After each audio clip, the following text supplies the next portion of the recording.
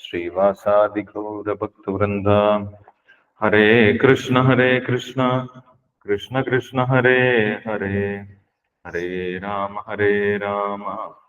राम राम हरे हरे। ओम नमो भगवते वासुदेवाय। ओम नमो भगवते वासुदेवाय। ओम नमो भगवते वासुदेवाय।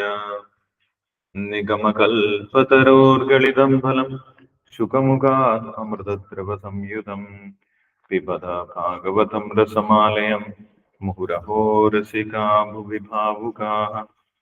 नारायणं नमस्कृत्यं नरं चैव नरोत्तमं देवीं सरस्वतीं व्यासं ततो जयमुदीरयेत्। नष्टप्रायेषु भद्रेषु नित्यं भागवतसेवया भगवती उत्तमश्लोके भक्तिर्भवति नैष्टिकीम्। कृष्णाय वासुदेवाय देवकीनन्दनाय च नन्दगोपकुमाराय गोविन्दाय नमो नमः। हरे कृष्ण। श्रीमद् भागवतम चतुर्थ स्कंदം 8-ാമത്തെ അധ്യായം. ധ്രുവ മഹാരാജാവ് ഭവനം ഉപേക്ഷിച്ച് വനത്തിലേക്ക് പോകുന്നു. ശ്ലോകം 16 മുതൽ 20 വരെ വായിക്കാം. സോത്സൃജ്യ ധൈര്യം വിലലാപശോക ധാവാഗ്നിനാ ധാവലദേവ ബാല വാക്യം സപത്ന്യാ സ്മരതി സരോജ ശ്രിയാ ദൃശാ ബാഷ്പകലാമുവാഹ. ദീർഘം ശ്വസന്തി വ്രജിനസ്യ ഭാര അപശ്യതി ബാലകമാഹ ബാല മാമംഗളം താതപരേഷു മംസ്ഥ പുങ്ക്തേ ജനോ യത്പരദുഃഖതസ്തത് സത്യം സുരുച്യാഭിഹിതം ഭവാൻ മേ യദ്ദുർഭഗായ ഉദരേ ഗൃഹീത തന്യേന വൃദ്ധശ്ച വിലജ്ജതേയാം ഭാര്യേതി വാവോടുമിടസ്പതിർമാം ആദിഷ്ടദത്താദ വിമത്സരത്വ മുക്തം സമാത്രാഭിയദവ്യലീകം ആരാധയാദോക്ഷജപാദപത്മം യതീച്ഛസേധ്യാസനമുത്തമോ യഥാ യസ്യാംഘ്രിപത്മം പരിചര്യ വിശ്വ വിഭാവനായ തഗുണാഭിപത്തേ അജോധ്യതിഷ്ഠത് ഖലു ഭാരമേഷ്ട്യം പദം ജിതാത്മശ്വസനാഭിവന്ദ്യം. വിവർത്തനം വായിച്ചോളൂ. ഹരേ കൃഷ്ണ പ്രഭുജി. ഹരേ കൃഷ്ണ. സുപ്രഭാതജി വായിച്ചു. ഓം നമോ ഭഗവതേ വാസുദേവായ. ഓം നമോ ഭഗവതേ വാസുദേവായ. ഓം നമോ ഭഗവതേ വാസുദേവായ. ശ്രീമദ് ഭാഗവതം അധ്യായം 8 ശ്ലോകം 16. സോത്സൃജ്യ ധൈര്യം വിലലാപശോക ദാവാഗ്നിനാദാബലദേവ ബാല വാക്യം സപജ്ഞാ സ്മരതി സരോജ ശ്രിയാദൃശ്യാ ബാഷ്പകലാമുവാഹ. വിവർത്തനം. സുനീതിയുടെ ക്ഷമയ്ക്ക് താങ്ങാൻ കഴിയുന്നതായിരുന്നില്ല ആ സംഭവം. ഒരു കാട്ടുതീയിൽ അകപ്പെട്ടതുപോലെ ചുട്ടുപൊള്ളിയ അവൾ ദുഃഖത്തിന്റെ തീവ്രതയിൽ ഒരില കത്തുന്നതുപോലെ കത്തി ദഹിച്ചു തുടങ്ങി. തന്റെ സഹപത്നിയുടെ വാക്കുകൾ സ്മരിച്ച അവളുടെ പ്രകാശപൂർണവും ഒരു താമര പോലെ സുന്ദരവുമായ മുഖം കണ്ണീരിൽ കുതിരുകയും അവൾ ഇപ്രകാരം പറയുകയും ചെയ്തു. ശ്ലോകം 17. ദീർഘം ശ്വസന്തി വിജനസ്യ ഭാര മപശ്യതി ബാലകമാഹ ബാല മാമംഗളം ദാത പരേഷു മംസ്ത ഭൂങ്ക്തേ ജനോ യത് പരദുഃഖതസ്തത്. വിവർത്തനം. വേദനാപൂർണമായ ആ സാഹചര്യത്തിന് ഫലപ്രദമായ ഒരു പരിഹാരം എന്തെന്ന് അറിയില്ലായിരുന്ന അവളും കനത്തിൽ ശ്വസിച്ചുകൊണ്ടിരുന്നു. ഒരു മാർഗവും കാണാതെ വലഞ്ഞ അവൾ പുത്രനോട് പറഞ്ഞു, എന്റെ പ്രിയപ്പെട്ട പുത്ര, മറ്റുള്ളവർക്ക് അമംഗളകരമായി എന്തെങ്കിലും ഭവിക്കണമെന്ന് ഒരിക്കലും ആഗ്രഹിക്കരുത്. മറ്റുള്ളവർക്ക് വേദനകൾ ഉണ്ടാക്കുന്ന ഏതൊരുവനും ആ വേദനകളിൽ നിന്ന് സ്വയം ക്ലേശങ്ങൾ അനുഭവിക്കേണ്ടി വരും. ശ്ലോകം 18. സത്യം സുരുച്യാഭിഹിതം ഭവാൻമേ യദ്ദുർഭഗായ ഉദരേ ഗ്രഹീത സ്തന്യേന വൃദ്ധച്ച വിലഞ്ജതേയാം ഭാര്യേതി വാവോട്ടുമിടസ്പതിർമാം. വിവർത്തനം. സുനീതി പറഞ്ഞു, പ്രിയപ്പെട്ട കുട്ടി, രാജാവ് നിന്റെ പിതാവ് എന്നെ അദ്ദേഹത്തിന്റെ പത്നിയായോ ഒരു പരിചാരികയായി പോലുമോ പരിഗണിക്കാത്തത് കൊണ്ടാണ് സുരുചിക്ക് അങ്ങനെയൊക്കെ പറയാൻ കഴിഞ്ഞത്. എന്നെ സ്വീകരിക്കുന്നതിൽ അദ്ദേഹം ലജ്ജിക്കുന്നു.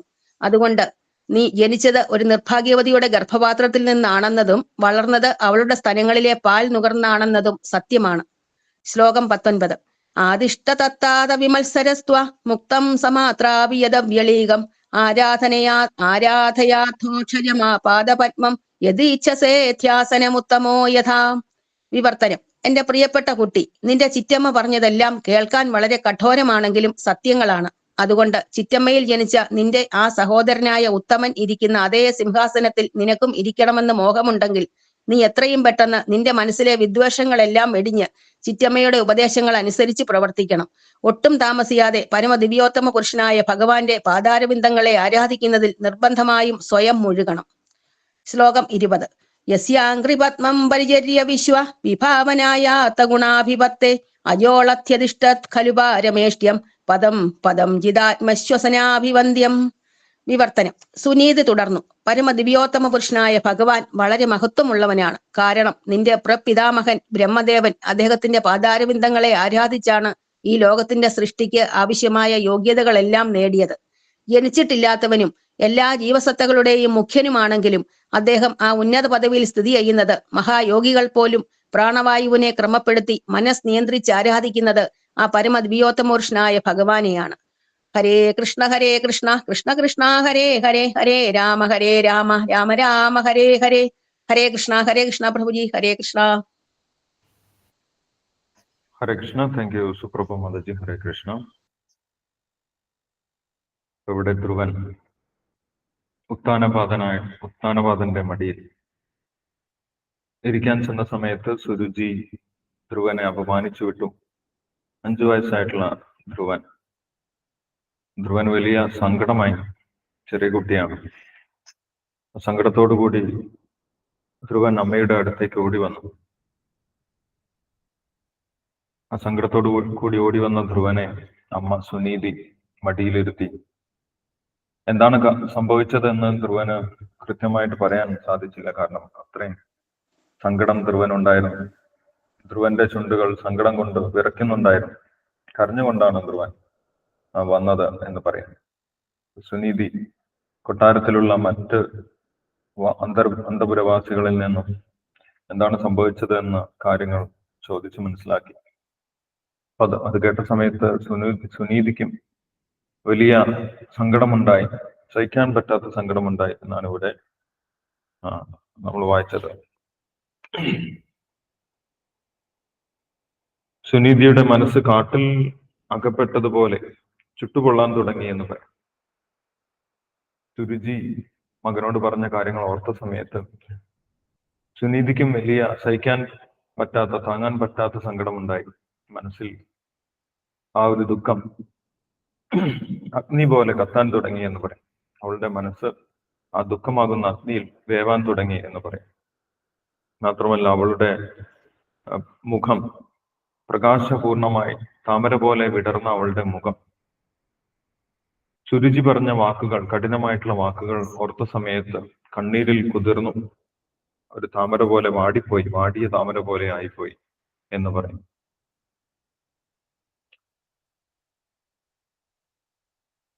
പക്ഷെ അടുത്ത ശ്ലോകം വായിക്കുന്ന സമയത്ത് നമ്മൾക്ക് ആ സുനീതിയുടെ ധാർമ്മിക ബോധം എന്താണെന്ന് മനസ്സിലാക്കാൻ സാധിക്കും. സുരുചിയും സുനീതിയും തമ്മിലുള്ള വ്യത്യാസം എന്താണെന്ന് നമ്മൾക്ക് ധ്രുവന് സുനീതി നൽകുന്ന ഉപദേശത്തിൽ നിന്ന് മനസ്സിലാക്കാൻ സാധിക്കും. സുരുചിയുടെയും സുനീതിയുടെയും ധാർമ്മിക ബോധത്തിൽ വലിയ വ്യത്യാസമുണ്ട്. കാരണം സുനീതി ഭഗവാന്റെ ഒരു ഭക്തയായിട്ട് ഭഗവാനിൽ പൂർണ്ണമായിട്ടും മനസ്സർപ്പിച്ചിട്ടുള്ള, ഭഗവാനിൽ ശരണം പ്രാപിച്ചിട്ടുള്ള ഭക്തിയായിരുന്നു സുനീതി. ഭഗവാന്റെ സംരക്ഷണത്തിലാണ് സുനീതി പൂർണ്ണമായിട്ടും വിശ്വസിച്ചിരുന്നത്. കാരണം തന്റെ ഭർത്താവായ ഉത്താനപാദൻ പോലും തന്നെ അങ്ങനെ ഒരു ഭാര്യ എന്നുള്ള നിലയിൽ പരിഗണിക്കുന്നില്ല, ഒരു പരിചാരികയായിട്ട് പോലും തന്നെ പരിഗണിക്കുന്നില്ല എന്നടുത്ത ശ്ലോകത്തിൽ പറയുന്നുണ്ട്. അതുകൊണ്ട് സുനീതി പൂർണ്ണമായിട്ടും സംരക്ഷണം കണ്ടത് ഭഗവാന്റെ പാദങ്ങളിലായിരുന്നു. ഭഗവാന്റെ ഭക്തിയായിരുന്നു സുനീതി. അതുകൊണ്ട് ഇത്രയും ദുഃഖകരമായിട്ടുള്ള അവസ്ഥയായിരുന്നിട്ട് പോലും, എനിക്ക് ഇത്രയും ദുഃഖം വന്നു ചേർന്നിട്ട് പോലും സുനീതിയുടെ ധാർമ്മിക ബോധത്തിന് യാതൊരു മാറ്റവും വന്നിട്ടില്ല എന്നുള്ള കാര്യം സുനീതിയുടെ വാക്കുകൾ കേൾക്കുന്ന സമയത്ത് നമ്മൾക്ക് മനസ്സിലാകും. സുനീതി എന്താണ് ധ്രുവനോട് പറഞ്ഞത് എന്ന് 17-ാമത്തെ ശ്ലോകത്തിൽ പറയുന്നുണ്ട്. ദീർഘം ശ്വസന്തി വ്രജിനസ്യ പാര അപശ്യതി ബാലകമാഹബാല മാമംഗളം താത പരേഷു മംസ്ഥാ പുങ്ക്തേ ജനോ യത് പരദുഃഖദസ്തത്. സുരുചി പരുഷമായിട്ടുള്ള വാക്കുകൾ ധ്രുവനോട് പറഞ്ഞ സമയത്ത് ധ്രുവന് സുരുചിയോട് വലിയ ദേഷ്യമുണ്ടാകാൻ സാധ്യതയുണ്ട്, പകയുണ്ടാവാൻ സാധ്യതയുണ്ട്. തന്റെ പിതാവിനോടും വലിയ പകയുണ്ടാവാൻ സാധ്യതയുണ്ട്. പിതാവൊന്നും പ്രതികരിച്ചില്ല. അതിൽ ധ്രുവന് വലിയ സങ്കടമുണ്ട്.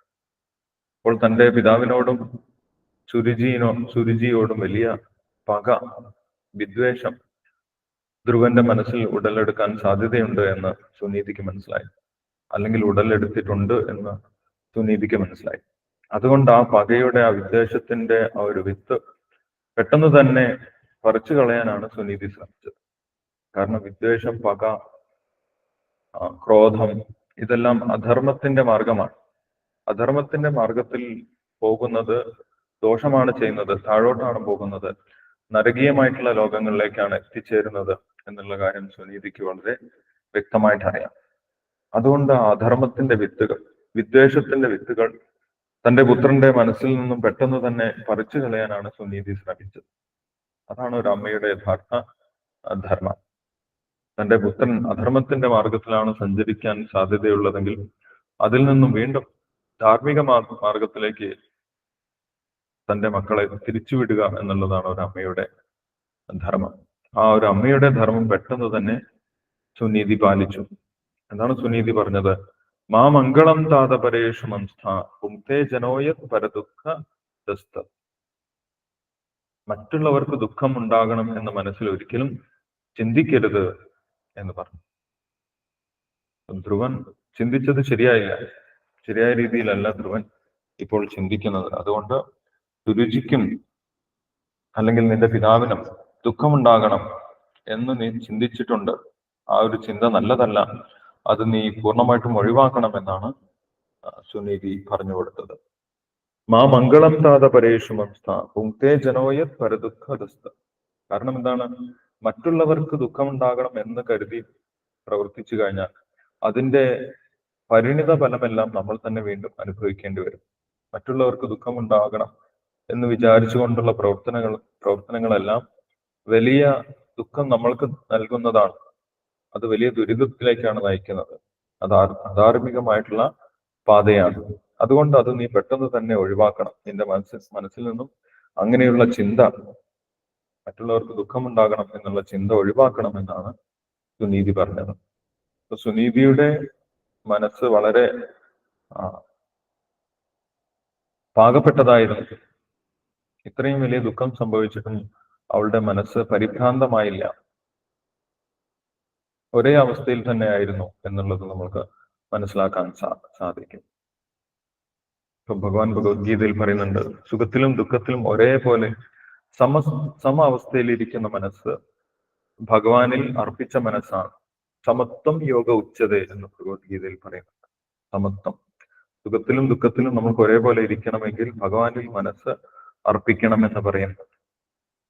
കഴിഞ്ഞ അധ്യായത്തിൽ മഹാദേവനും അങ്ങനെ പറഞ്ഞിട്ടുണ്ടായിരുന്നു. എന്റെ മനസ്സ് പൂർണ്ണമായിട്ടും ഞാൻ ഭഗവാനിൽ അർപ്പിച്ചത് കൊണ്ടാണ്, ഭഗവാന്റെ പാദങ്ങളിൽ അർപ്പിച്ചത് കൊണ്ടാണ് എനിക്കും ഇത്രയും ദുഃഖങ്ങൾ ഉണ്ടായിട്ടും അവസ്ഥയിൽ ഇരിക്കാൻ സാധിക്കുന്നത്, അതൊന്നും എന്നെ ബാധിക്കാതിരിക്കുന്നത് എന്ന് മഹാദേവൻ പറഞ്ഞിട്ടുണ്ടായിരുന്നു. അപ്പോൾ അതേപോലെ ഒരു മനസ്സാണ് സുനീതിയുടെ മനസ്സെന്ന് നമുക്ക് മനസ്സിലാക്കാൻ സാധിക്കും. വലിയ ദുഃഖം സംഭവിച്ചിട്ടും അതിനൊന്നും പ്രതികാരം ചെയ്യാതെ, അങ്ങനെ ചിന്തിക്കുക പോലും ചെയ്യരുത് എന്നാണ് സുനീതി ഇവിടെ പറഞ്ഞു കൊടുക്കുന്നത്. കാരണം അങ്ങനെ ചിന്തിച്ച് വിദ്വേഷത്തിന്റെ വഴിക്ക് പോയി കഴിഞ്ഞാൽ തന്റെ പുത്രനും അധാർമികമായിട്ടുള്ള മാർഗത്തിൽ സഞ്ചരിച്ച് അധപ്പതിക്കും എന്ന് സുനീതിക്ക് വളരെ വ്യക്തമായിട്ട് അറിയാം. അതുകൊണ്ട് ആ വിദ്വേഷത്തിന്റെ വിത്തുകൾ പെട്ടെന്ന് തന്നെ സുനീതി പറിച്ചു കളഞ്ഞു. മറ്റുള്ളവർക്ക് വേദന ഉണ്ടാകുന്ന രീതിയിൽ ചിന്തിക്കരുത്, അത് നമ്മൾക്ക് തന്നെ ക്ലേശത്തിന് കാരണമായി തീരും എന്ന് സുനീതി പറഞ്ഞു കൊടുത്തു. ഇനി അടുത്ത ശ്ലോകത്തിൽ പറയുന്നു, സുരുചി പറഞ്ഞതിൽ നീ വിഷമിക്കേണ്ട കാര്യമൊന്നുമില്ല. കാരണം എന്താണ്? സുരുചി പറഞ്ഞത് സത്യമായിട്ടുള്ള കാര്യമാണ്. സത്യം സുരുച്യാഭിഹിതം ഭവാന്മേ. അപ്പോൾ സുരുചി ശത്രുതയോടുകൂടി പറഞ്ഞതാണെങ്കിലും അതിൽ സത്യമുണ്ട് എന്ന് പറഞ്ഞ് അംഗീകരിക്കാൻ സുനീതിക്ക് സാധിച്ചു. അത് സുനീതിയുടെ ഒരു വിശാലമായിട്ടുള്ള മനസ്സിന്റെ തെളിവാണ്. സത്യമാണ്. സുരുചി പറഞ്ഞതിൽ എന്താണ് തെറ്റുള്ളത്? സുരുചി പറഞ്ഞത് നീ ഭാഗ്യമില്ലാത്ത കുട്ടിയാണ്, ഭാഗ്യമില്ലാത്ത ഗർഭപാത്രത്തിലാണ് നീ ജനിച്ചിട്ടുള്ളത്. അതിൽ തെറ്റൊന്നുമില്ല, അത് സത്യമാണ്. കാരണം ഞാൻ അത്ര ഭാഗ്യമില്ലാത്ത ഒരു സ്ത്രീയാണ്. നിന്റെ പിതാവ് ഉത്ഥാനപാതൻ എന്നെ ഒരു ഭാര്യയായിട്ടൊന്നും പരിഗണിക്കുന്നില്ല, ഒരു പരിചാരികയായിട്ട് പോലും എന്നെ പരിഗണിക്കുന്നില്ല. അതുകൊണ്ട് ഞാൻ ഭാഗ്യമില്ലാത്ത സ്ത്രീയാണ്. അങ്ങനെ ഒരു സ്ത്രീയിലാണ് നീ ജനിച്ചത് എന്നുള്ള സത്യം നീ അംഗീകരിക്കുക. അതിൽ തെറ്റൊന്നുമില്ല എന്നുള്ള കാര്യം പറഞ്ഞു. അപ്പോൾ സത്യം അതേപടി അംഗീകരിക്കാനുള്ള ഒരു മനസ്സ് സുനീതിക്ക് ഉണ്ടായിരുന്നു എന്നുള്ള കാര്യം നമുക്കിവിടെ കാണാൻ സാധിക്കും. സുരുചി പറഞ്ഞതിലും സത്യമുണ്ട് എന്ന് സുനീതി അംഗീകരിച്ചു. തന്റെ ശത്രുവായിട്ടാണ് സുരുചി പെരുമാറുന്നതെങ്കിലും സുരുചി പറഞ്ഞത് സത്യമാണെന്ന് സുനീതി അതേപടി അംഗീകരിച്ചു. ഇതും ഭക്തന്മാരുടെ ഒരു ക്വാളിറ്റിയാണ്. ഭക്തന്മാർ എല്ലാവരെയും ഒരേപോലെ കാണുന്നു. അവർക്ക് ശത്രു മിത്ര ഭേദമൊന്നുമില്ല. എല്ലാവരുടെയും ഹൃദയത്തിൽ ഭഗവാൻ ഇരിക്കുന്നുണ്ട്. എല്ലാവരും പറയുന്ന വാക്കുകളും ഭഗവാന്റെ അറിവോടും സമ്മതത്തോടും കൂടി വരുന്ന വാക്കുകളാണ്. അതിലും എന്തെങ്കിലും കാര്യമുണ്ടായിരിക്കും എന്ന് ഉന്നതരായിട്ടുള്ള ഭക്തന്മാർ മനസ്സിലാക്കുന്നുണ്ട്. അതേപോലെ സുനീതിയും സുരുചിയുടെ വാക്കുകൾ ഭഗവാന്റെ അറിവോടുകൂടി വന്ന വാക്കുകളാണ്. അതിലും സത്യമുണ്ട്, അത് സത്യമാണ് എന്ന് ധ്രുവനോട് പറഞ്ഞു കൊടുത്തു. അതിനുശേഷം പറഞ്ഞു, ആദിഷ്ടതത്താദ വിമത്സരത്വ മുക്തം സമാത്രാഭിയതവ്യലീകം ആരാധയോ അതോക്ഷജപാദപത്മം യഥേച്ഛസോധ്യാസനമുത്തമോ യഥാ. സുരുചി പറഞ്ഞതിൽ വലിയൊരു ധാർമ്മിക തത്വമുള്ളത് സുനീതി അതിൽ നിന്നും തെരഞ്ഞെടുത്തു. ചാണക്യ പണ്ഡിറ്റ് പറയുന്നുണ്ട്, മാലിന്യത്തിൽ നിന്നാണെങ്കിലും രത്നം നമ്മൾക്ക് കിട്ടിക്കഴിഞ്ഞാൽ എടുക്കാം. കാരണം എന്താണ്? രത്നം ഒരിക്കലും മോശമായി പോകുന്നില്ല. മാലിന്യ കൂമ്പാരത്തിൽ വീണുപോയി കഴിഞ്ഞാലും രത്നം നമ്മൾക്ക് കിട്ടിക്കഴിഞ്ഞാൽ അത് എടുക്കാം, അത് കഴുകിയെടുത്താൽ മതി. അതേപോലെ ജ്ഞാനം നമ്മൾക്ക് എവിടെ നിന്ന് ലഭിക്കുകയാണെങ്കിലും നമ്മൾക്കത് സ്വീകരിക്കാം, അതിന് യാതൊരു മോശവുമില്ല എന്ന് പറയും. അതേപോലെ സുരുചി പറഞ്ഞതിലും വലിയൊരു തത്വമുണ്ട്, വലിയൊരു ധാർമ്മികമായിട്ടുള്ള ഭാഗമുണ്ട്. വലിയൊരു ധാർമ്മിക തത്വമാണ് സുരുചി പറഞ്ഞിട്ടുള്ളത്. എന്താണ് സുരുചി പറഞ്ഞത്? നീ ഭഗവാനെ ശരണം പ്രാപിക്കുക. ഭഗവാന്റെ അനുഗ്രഹം ഉണ്ടെങ്കിൽ മാത്രമേ നിനക്ക് നീ ആഗ്രഹിച്ച കാര്യങ്ങൾ നേടാൻ സാധിക്കുകയുള്ളൂ എന്ന് സുരുചി പറഞ്ഞു കൊടുത്തിട്ടുണ്ടായിരുന്നു. അത് വലിയൊരു സത്യമാണ്. ഭഗവാന്റെ അനുഗ്രഹം ഇല്ലാതെ നമ്മൾക്ക് എവിടെയും വിജയം നേടാൻ സാധിക്കുകയില്ല, അല്ലെങ്കിൽ നമ്മുടെ ആഗ്രഹങ്ങൾ പൂർത്തീകരിക്കാൻ സാധിക്കുകയില്ല. ഭഗവാനെ ശരണം പ്രാപിക്കുക എന്നുള്ള ഒരു തത്വം സുരുചി പറഞ്ഞു കൊടുത്തിട്ടുണ്ട്. അത് സുനീതി സുരുചിയുടെ വാക്കുകളിൽ നിന്നും തെരഞ്ഞെടുത്തു. അത് വലിയൊരു നല്ല കാര്യമാണ്, അത് നിന്റെ നന്മയ്ക്കായിക്കൊണ്ടാണ് എന്ന് സുനീതി ഇവിടെ പറഞ്ഞു കൊടുക്കും. അപ്പോൾ ഉന്നതരായിട്ടുള്ള ഭക്തന്മാർക്ക് ശാപത്തിൽ പോലും അനുഗ്രഹം കണ്ടെത്താൻ സാധിക്കും. വളരെ ശത്രുതയോടുകൂടി സുരുചി പറഞ്ഞ വാക്കുകളിൽ അനുഗ്രഹം കണ്ടെത്താൻ സുനീതിക്ക് സാധിച്ചു. നിന്നോട് ഭഗവാനെ ശരണം പ്രാപിക്കാനാണ് പറഞ്ഞിട്ടുള്ളത്. ഭഗവാനെ ശരണം പ്രാപിച്ചാൽ മാത്രമേ നിന്റെ ആഗ്രഹങ്ങൾ നിനക്ക് സാധിക്കാൻ സാധിക്കുകയുള്ളൂ എന്ന് സുനീതി പറഞ്ഞത് വലിയ സത്യമാണ്. ഇത് അവ്യലീകം, അത് വളരെ വാസ്തവമാണ്. സുനീതി ആരാണ് പറഞ്ഞത് എന്നൊന്നും നോക്കിയില്ല, അത് പറഞ്ഞതിൽ വലിയ ധാർമ്മിക തത്വമുണ്ട് എന്ന് സുനീതി മനസ്സിലാക്കി. ഭഗവാൻ ഭഗവത്ഗീതയിൽ പറയുന്ന ഏറ്റവും പ്രധാനപ്പെട്ട ഒരു കാര്യമാണ് അല്ലെ, സർവധർമാൻ പരിത്യജ്യ മാമേകം ശരണം വ്രജ അഹം ത്വാം സർവപാപേഭ്യോ മോക്ഷയിഷ്യാമി മാ ശുചാ. മറ്റു കടമകളെല്ലാം ഉപേക്ഷിച്ച് ഭഗവാനെ പൂർണ്ണമായിട്ടും ശരണം പ്രാപിക്കുക. ആ ഒരു കാര്യമാണ് ഇവിടെ സുരുചിയും പറഞ്ഞിട്ടുള്ളത്. നീ ഭഗവാനെ ശരണം പ്രാപിക്കണമെന്നാണ് പറഞ്ഞിട്ടുള്ളത്. വലിയ ധാർമ്മിക തത്വമാണ്. അത് നീ അതേപടി അംഗീകരിക്കുകയാണ് വേണ്ടത്. നിന്റെ അനുഗ്രഹത്തിനായിട്ടാണ്, നിന്റെ ശ്രേയസ്സിനായിട്ടാണ് സുരുചി അത് പറഞ്ഞിട്ടുള്ളത് എന്നുള്ള കാര്യം ഇവിടെ പറഞ്ഞു കൊടുത്തു. നിന്റെ ചിറ്റമ്മ പറഞ്ഞതെല്ലാം കേൾക്കാൻ വളരെ കഠോരമാണെങ്കിലും സത്യങ്ങളാണ്. കേൾക്കുമ്പോൾ നമുക്ക് വലിയ ദുഃഖം തോന്നും, പക്ഷെ അതിൽ സത്യമുണ്ട്. സത്യമുള്ളത് കൊണ്ട് നമ്മളത് അതേപടി അംഗീകരിക്കണം എന്നാണ് പറഞ്ഞത്. നീ എത്രയും പെട്ടെന്ന് മനസ്സിലെ വിദ്വേഷങ്ങളെല്ലാം വെടിഞ്ഞ് ചിറ്റമ്മയുടെ ഉപദേശങ്ങൾ അനുസരിച്ച് പ്രവർത്തിക്കണം.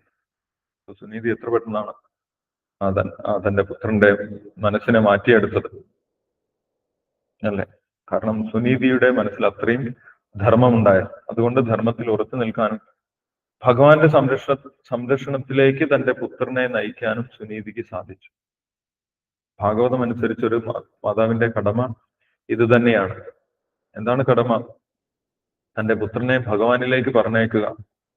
പുത്രനെ വീണ്ടും ഒരു ഗർഭപാത്രത്തിലേക്ക് പറഞ്ഞയക്കാതെ ഭഗവാന്റെ സംരക്ഷണത്തിലേക്ക് എത്തിക്കുക എന്നുള്ളതാണ് മാതാവിന്റെയും പിതാവിന്റെയും കടമ എന്ന് ഭാഗവതത്തിൽ പറയുന്നത്. ആ ഒരു വലിയ തത്വം സുനീതിക്ക് അറിയുന്നത് കൊണ്ടാണ് ഭഗവാനെ ശരണം പ്രാപിക്കണമെന്ന് സുരുചി പറഞ്ഞ സമയത്ത് അത് അതേപടി എടുത്ത് അത് അംഗീകരിക്കണമെന്ന് സുനീതി ധ്രുവന് പറഞ്ഞു കൊടുക്കുന്നത്. അതിൽ വലിയൊരു ഉദാഹരണവും സുനീതി പറഞ്ഞു കൊടുത്തു. ധ്രുവന്റെ മഹത്തായിട്ടുള്ള പാരമ്പര്യം ഓർമ്മിപ്പിച്ചുകൊണ്ട് ബ്രഹ്മാവിന്റെ ഉദാഹരണം സുനീതി പറഞ്ഞു കൊടുത്തു. അടുത്ത ശ്ലോകത്തിൽ 20ാമത്തെ ശ്ലോകത്തിൽ പറയുന്നുണ്ട്, യസ്യാംഘ്രിപത്മം പരിചര്യ വിശ്വ വിഭാവനായ സഗുണാധിപത്തെ അച്ചോദ്യതിഷ്ഠ ഖലു പാരമേഷ്ട്യം പദം ജിതാത്മശ്വസനാഭിവന്ദ്യം. ഭഗവാനെ സാധാരണ വ്യക്തികളൊന്നുമല്ല ശരണം പ്രാപിക്കുന്നത്. ഏറ്റവും ഉന്നതരായിട്ടുള്ള വ്യക്തികൾ പോലും, ദേവന്മാരുടെ സൃഷ്ടാവായിട്ടുള്ള ബ്രഹ്മാവ് പോലും ഭഗവാനെ ശരണം പ്രാപിച്ചത് കൊണ്ടാണ് ബ്രഹ്മാവിന് സൃഷ്ടി നടത്താൻ സാധിച്ചിട്ടുള്ളത്. ബ്രഹ്മാവിന് സൃഷ്ടി നടത്താനുള്ള ശക്തി ലഭിച്ചിട്ടുള്ളത് ഭഗവാനിൽ നിന്നാണ്. ഭഗവാനെ തപസ് ചെയ്ത് പ്രത്യക്ഷപ്പെടുത്തിയത് കൊണ്ടാണ് ബ്രഹ്മാവിന് സൃഷ്ടി നടത്താനുള്ള ശക്തി കിട്ടിയിട്ടുള്ളത്. അതുകൊണ്ട് ആ ഭഗവാനെ ശരണം പ്രാപിക്കണം എന്ന് പറഞ്ഞത് നീ നിസ്സാരമായിട്ട് എടുക്കരുത്, നീ അത് അതേപടി സ്വീകരിക്കണം എന്ന് പറഞ്ഞു.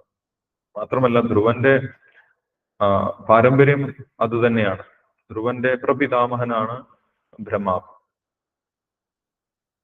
ധ്രുവന്റെ പിതാവിന്റെ പിതാവ് മനുവും മനുവിന്റെ പിതാവാണ് ബ്രഹ്മാവ്. അതുകൊണ്ട് നിന്റെ പാരമ്പര്യം അത് തന്നെയാണ്. അവരെല്ലാവരും ഭഗവാനെ ശരണം പ്രാപിച്ചുകൊണ്ടാണ് വലിയ വിജയം കരസ്ഥമാക്കിയിട്ടുള്ളത്. ബ്രഹ്മാവ് ഈ ബ്രഹ്മാണ്ടം മുഴുവൻ നിയന്ത്രിക്കുന്നത്, അതേപോലെ മനു ചക്രവർത്തിയായിട്ട് ലോകം മുഴുവൻ ഭരിക്കുന്നത്, ഇതെല്ലാം ഭഗവാന്റെ അനുഗ്രഹം കൊണ്ടാണ്. അതേപോലെ നീയും ഭഗവാനെ ശരണം പ്രാപിക്കണം എന്ന് സുനീതി പറഞ്ഞു കൊടുത്തു. സുനീതിക്ക് ഭഗവാന്റെ സംരക്ഷണത്തിൽ വലിയ വിശ്വാസമുണ്ട്. അതുകൊണ്ടാണ് സുനീതിക്ക് പുത്രനെ ഭഗവാന്റെ സംരക്ഷണത്തിലേക്ക് പറഞ്ഞയക്കാൻ സാധിക്കുന്നത് അല്ലെ? അല്ലെങ്കിൽ നമുക്ക് സാധാരണഗതിയിൽ അതിന് സാധിക്കുകയില്ല. എന്റെ പുത്രൻ എവിടെ ഭഗവാനെ ശരണം പ്രാപിക്കാൻ പോവുകയാണ്, അല്ലെങ്കിൽ ഭഗവത് സേവനത്തിന് പോവുകയാണ് എന്ന് കേൾക്കുന്ന സമയത്ത് സാധാരണഗതിയിൽ മാതാപിതാക്കൾക്ക് വലിയ സങ്കടമാണ് ഉണ്ടാവുക. കാരണം എന്താണ്? അതിൽ വലിയ വിശ്വാസമില്ല. ഒന്നാമത്തെ കാര്യം, വലിയ വിശ്വാസമില്ല. മറ്റത്, പുത്രനെ തനിക്ക് നഷ്ടപ്പെടും, എന്റെ എൻജോയ്മെന്റ് നഷ്ടപ്പെടും, അവൻ വേറെ ആരെയോ സേവിക്കാൻ പോവുകയാണ് എന്നുള്ള ചിന്താഗതി വരും. അങ്ങനെ ഒരു സ്വാർത്ഥതയിൽ നിന്നാണ് നമുക്ക് സങ്കടം ഉണ്ടാകുന്നത്. പക്ഷെ യഥാർത്ഥത്തിൽ അവന്റെ ശ്രേയസ് എന്താണ്? ഭഗവാന്റെ സംരക്ഷണത്തിൽ പോവുക എന്നുള്ളത് തന്നെയാണ് എന്ന് സുനീതിക്ക് പൂർണ്ണ വിശ്വാസമുള്ളത് കൊണ്ട് ആ ഭഗവാനെ ആശ്രയിക്കാൻ വേണ്ടി സുനീതി പറഞ്ഞു കൊടുത്തത്. ഇത് സാധാരണഗതിയിൽ ഉള്ള ഒരു സംഭവമല്ല, അമ്മ പുത്രനെ ഭഗവാന്റെ സംരക്ഷണത്തിലേക്ക് പറഞ്ഞയക്കുന്നത്. പക്ഷെ സുനീതി ഭഗവാന്റെ ഉറച്ച ഭക്തിയായതുകൊണ്ട് ധ്രുവൻ ഭഗവാനെ ശരണം പ്രാപിക്കണമെന്ന് തന്നെ ധ്രുവനോട് ബ്രഹ്മാവിന്റെ ഉദാഹരണം പറഞ്ഞുകൊണ്ട് സുനീതി നിർദ്ദേശിക്കുകയാണ് ചെയ്തത്. എന്താണ് ധ്രുവൻ ചെയ്തത് എന്നുള്ള കാര്യം നമുക്ക് അടുത്ത ശ്ലോകത്തിൽ വായിക്കാൻ സാധിക്കും. നമുക്ക് അടുത്ത ദിവസം വായിക്കാം. ഹരേ കൃഷ്ണ. നാമം ജപിക്കാം. ഹരേ കൃഷ്ണ പ്രഭു. യമുന മാതാജി ജപിച്ചു.